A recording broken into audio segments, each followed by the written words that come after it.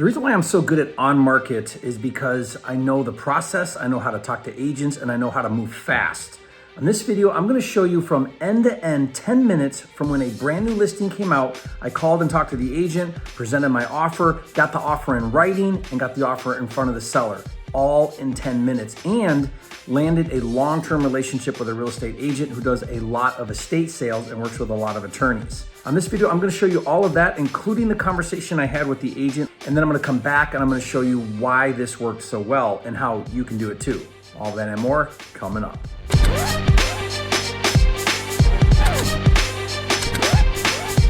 For a limited time, you can get a free copy of Jerry Norton's Data Cruncher software, which finds cheap houses in your area. Get it now at mydatacruncher.com.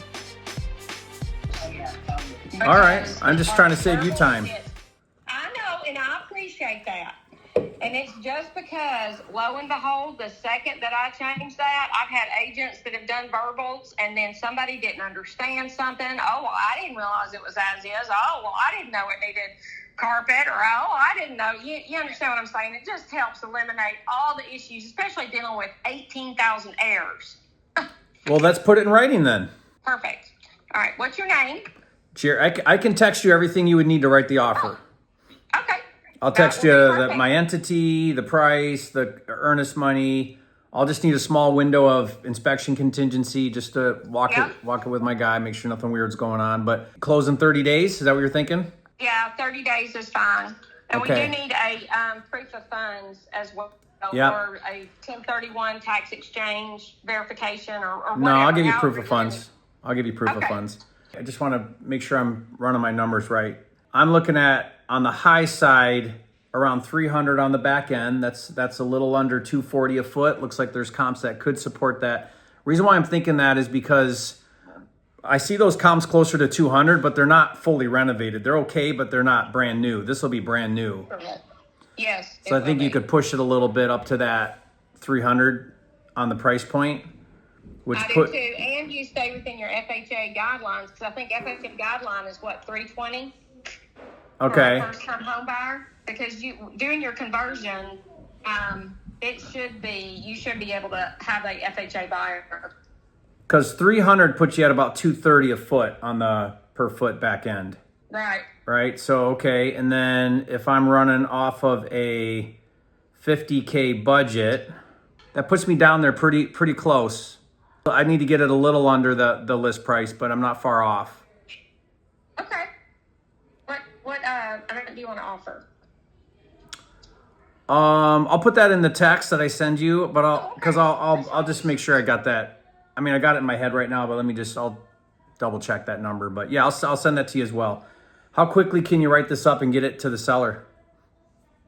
We can, she's in front of the computer right now. You've got both of us. You got lucky today because both of us are in the office working on computer stuff. So Tomorrow we'll be on. yeah, tomorrow we're going to be on property. So she can do it right now. We're good to go. Okay. All right, I'm going to send you my offer sheet. Text it to the number I called here. Yes, that's fine. Include your email and contact info as well. Okay. And what was your name? I'm Noreen, and this is Roni. Okay, and you two are co-listed this? Yes. Gotcha. We work together. We deal with a lot of more challenging properties, so it takes both of us to... it takes two of us to make one realtor.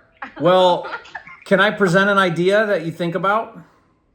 Yeah, absolutely. When you sit down on a listing appointment on something like this, tell the seller that before you list it, you've got an investor that could put a cash offer in front of them to consider before listing it.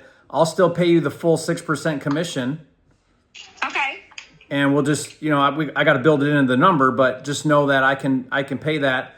What I like about that, the reason why I do that with agents is, you could tell that seller, hey, don't worry about any commissions. My investor takes care of me, but let's get their offer in here. Maybe you can avoid all the waiting and inspections and financing and all that. Right. And at least give them the shot, because I'd much rather try to buy this off market than on market. You know what I mean? Right. In the future. Not a bidding war. So can I give you a hybrid idea of your same idea? Sure. Okay, so the attorneys that we deal with, we have to follow up and send everything to them for their, happy stamp of approval. And generally, they go with what we're suggesting. However, if we don't actively market the property, that could create a conflict of interest where the families and attorneys are involved. That being said, what we could do is give you an opportunity to take a look at the property while it's in the pre-marketing phase. So just like now, you happen to be on the computer at the right time, right when she went live with the listing, that we can get your offers in and submitted ASAP, but we still have to go through the legalization.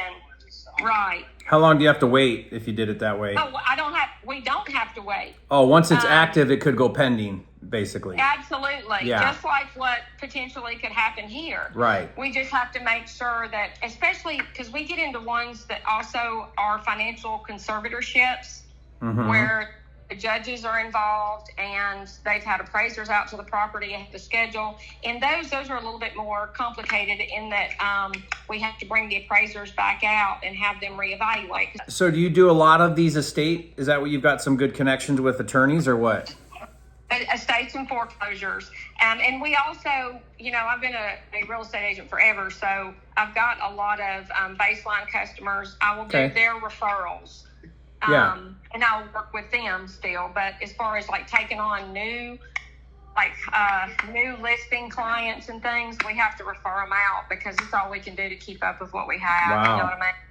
Well, I'd love to be your go-to buyer on these things. I'll just tell you the number. It's for me, it's not personal. They're just widgets, like if it hits the numbers, I buy it. If it doesn't, I don't, so I just don't be offended if I give you an offer that doesn't work. But just give me a shot at it, I understand. Yeah, that's not a problem at all. Okay, good. Well, maybe we can put this one together. All right, that sounds like a plan. But save my number. It's Jerry's my name. Save my number, and then let's try that on your next one. Like bring me in before it goes live. Oh. We'll have the offer ready. Go live, and then if they take it, we can follow the process, but we can still sort of have a leg up on all the competition. That sounds like a plan. Okay. We will do it. Awesome. Thank you, Noreen. Thank you, Rami. Appreciate you. Thank you, Jerry. All right. And she's got everything pulled up now, so we'll just meet your dog. All right, I'll send that right now. All right, thank you. All right, bye. Bye. Now let's break down what happened. Okay, first of all, I have saved searches set up on my computer. And in these saved searches, it identifies and lets me know that there is a distressed property for sale. Now, I did a whole video about how to do this, how to set this up on Zillow. I even use AI to do this for me. So I have these searches that will then let me know the minute something comes out for sale. So I'm here working on my computer. I get a notification email that a brand new property came out in an area that I farm for. Immediately, I stop everything I'm doing. I pick up the phone and I call the real estate agent within seconds of this property going live on the MLS. By the way, they didn't answer. I texted right away and I said, I'm a cash buyer interested on your brand new listing. Call me. And then I don't wait for them to call me. I called them again. This time now they recognize my call because I just texted them. They answered the phone, and it is a dual listing agent situation. So there's two agents listing this property.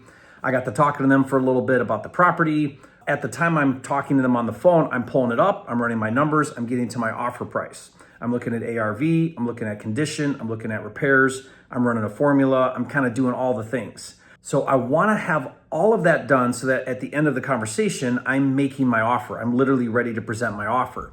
So throughout that conversation, you can see, I started the recording partway through the conversation, but I said to the agent, I said, hey, can I make you a verbal offer? And you can call the seller, present my verbal offer.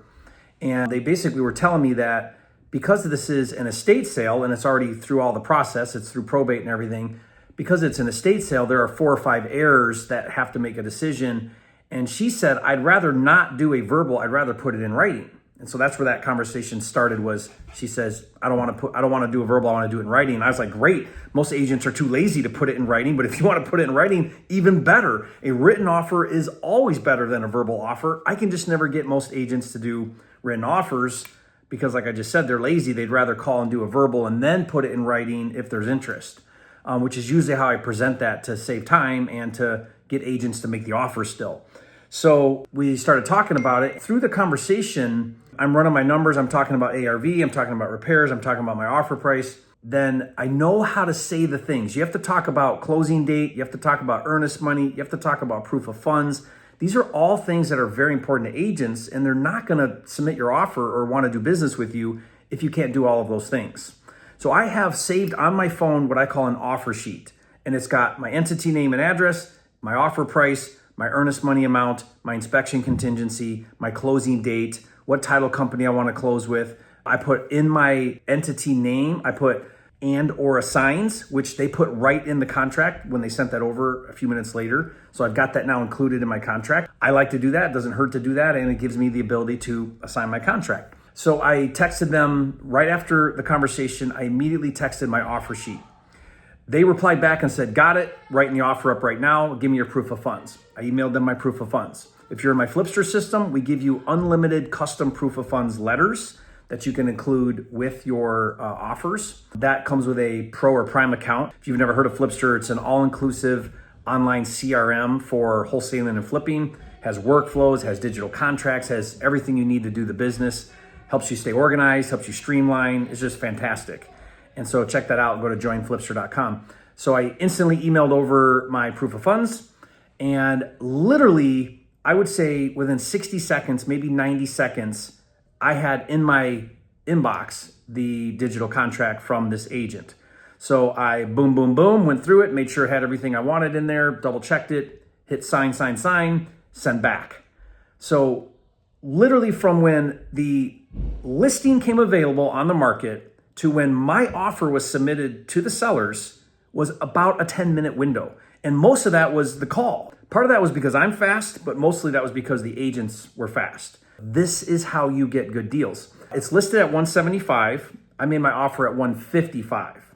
I really want to land at 160. So I thought about going in at 150, but whatever they counter back with, I'll go up to 160, and then that'll be my bottom line. Like, I won't move past that. Now, the thing I want to focus on for the rest of this video is the conversation I had at the end of that call. Because with an agent like this who specializes in estate sales, and they work with an attorney or maybe a few attorneys that specialize in estate sales, that's where they're getting their lead flow. So they're getting properties like this one that I just offered on. They're getting those from these attorneys that are specializing in probate and estate sales. So I want that relationship with that agent. So what I said to her is I said, look, why don't we set this up to where when you get one of these properties that you're gonna need to list and sell, bring me in early. Let me present my offer. Let's see if we can get this done off market. And I have a lot of agents where I create that type of relationship. This is how you win big with agents, is you get them to bring you all their leads, all their listings before they list them. And I hope you caught what I said. I said, listen, I will pay the full commission. I'll build it into my number, but I'll pay you the full 6% commission. You don't have to worry about dealing with other buyer's agents. You don't have to worry about the whole listing process or any of that. Now, what she explained to me was she said, she will bring me in early. I'll present my offer. We'll have that ready to go. We'll maybe even have that approved on the side. And then as a formality, she'll list it, but then they'll immediately mark it pending. I used to do this all the time with REO agents. It would go live at 10 a.m. and it would go pending at 10:01 because I already had my offer in and accepted. It was just more of a formality of how they had to list it. So she said that she would do that with me. So this is a huge win to land this agent who does a lot of business. She said they're so busy, they have to refer other clients because their estate work takes up so much time, and there's two of them. So I imagine they're doing a lot of volume. And now I'm in their back pocket. Now, especially if I get this deal done and I close and perform, then I'll prove to them that I'm the real deal, which is really what you need to do with agents. Agents don't trust you as an investor until you show up and perform. Then they trust you. And then they'll open up and they'll really feed you a lot of business. Now, again, I've got scripts that I put together for how to talk to agents, and I do a lot of content here on my YouTube channel. I have for years and years on how to win at the agent game. This is one way to do it. This particular deal that I broke down on this video was what I call the sniper method. This is where the property was actively listed, and then I got in there and got my offer in, and hopefully time will tell if I end up getting the deal. I've got a really good shot at it because they're going to bat for me, they're dual representing, and I'm not that far off from list price. So I'm really feeling good that I might get this one. But the other approach is what I call the shotgun approach, right? Or the machine gun approach. And that is where you do cold outreach to agents. So the conversation is not on a listed property like this one, but it's just calling all agents and any agents in your specific market and having that conversation where you're like, hey, I'm an investor, I'm cash, can you bring me your leads? Give me a shot before you list them. Then you start to get a lot of agents that will bring you their deals off market. Okay, that's the key here. So between the sniper approach, like on this video, and the shotgun, and then I also do this, a robust follow-up process, because agents forget who you are. They're busy, they're doing things. They don't have really good follow-ups, not like we do. And so you have to stay front and center. So this agent, I will follow up weekly and just say, hey, Noreen, hey, Rami, it's Jerry. You got anything coming up? You got anything coming up? Here I am. Don't forget me. And then front of mind, they'll remember me when they get a deal and they'll be calling me because I was proactive to stay in front of it. Okay, that's why that's so key. So get my free scripts. Just go to agentofferscripts.com. You can download those. And then on this next video, I want you to learn what I call the 5-5-5 method. It's 5 shotguns, 5 snipers, and then 5 reloads, I call it, where you're following up. 5-5-5 method, I break it down in detail. It's how to really win big with agents. And watch that now, and I'll see you on the next video.